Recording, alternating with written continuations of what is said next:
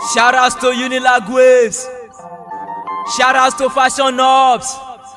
GRW boys, government rejected area boys. Psychology Worry 2. Faculty of Social Science. Unilag. This your boy Kulemu Superior. Every semester no be play, I don't come again this year. I dey sign my course form before I print my docket. 3 units course na compulsory, I don't care. 24 units is not enough, I don't prepare.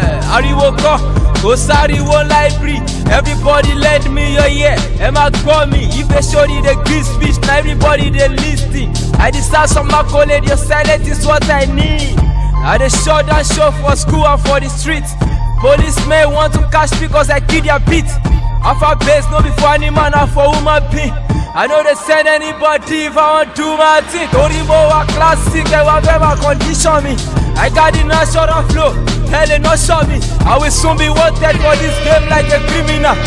Diamond, Eshima Diamond, the Unilag. DST no be borrow cause no don't get pass here. Compulsory to me, what I be final year project. Statistical flow, immediate foreign analyze here.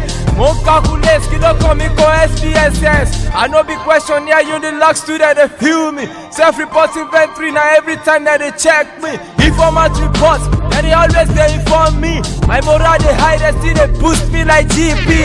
Superior, go son of that will let Bonikba. Molekba new FSS, kick power to sports center. Life is full of challenges, full of moon. I don't they prepare. I don't go buy pills for that of my daily bread. I didn't work on the music. I say music no be noise. Pop up the volume. Like Dr. Your Deji they talk. This one no be presentation, man. I they hear me clear. The rap is my game. Full of moon, I know the fear. Only the dog can go me. Unilag na compulsory. Indemnity form, Lele, you say they must feel me. Oh God, go. Singers beauty. My star go shine, Unilag FM go broadcast me systematically. That's how they do research. Scientific method, pass waiting they feed the night. They know they use questionnaire for qualitative design. Longitudinal study is for long period of time. Carry over effects, that one no fit condition me. I make sure what I report to measure face validity. Pilot study, no be say now for inside plane. It is meant to test items that has been generated questionnaire.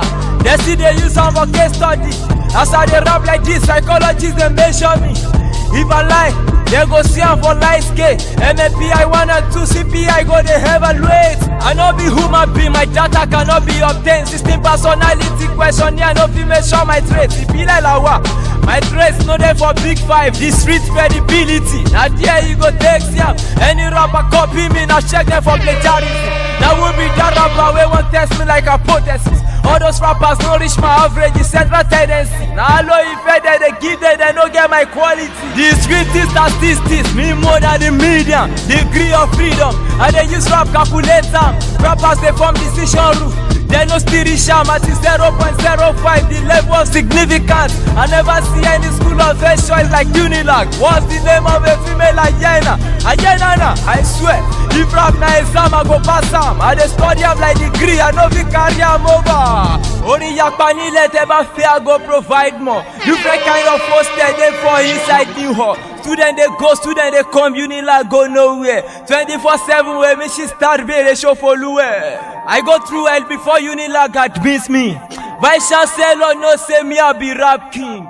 Any rapper wey no gree wey they beef me, I go drop am like cause wey no compulsory. I kill the beat, leaving no stone unturned. If the beat stop, my rap will never stop. Timbani me occurring, psychologists no go gree. If I come late to class, then go keep seats for me. Your name love bear, I'm a salt in the game. Salt no dey your soup, you self go complain. Agbara call a fit corny power niti PDP. The one and only rapper wey they determine causality. Back in the days when Unilag no admits me, psychology wasn't what I wanted to study. At the long run, I later found it interesting. Timbatayewa will also be a psychologist. Behavioral theories, they reinforce me now. Psychology is in me, I they enjoy am now. Many students, many teachers, many tests, and many theories, many practical in the lab in fresh as statistics. Mo any school of first choice, so the dodo can fend me. Mo da be departmental cost, so just be compulsory ni. Come on, rappers around the elective one, they borrow me. GST talk go you lego, le boost to GP me. me. I want to quit ni be a soldier, no be young man. Am I pay Unilag combatant, Femi Lawa. To bank boss in 8 house. No be say na Aso Rock. Na Unilag you go see am for here, the school of first choice.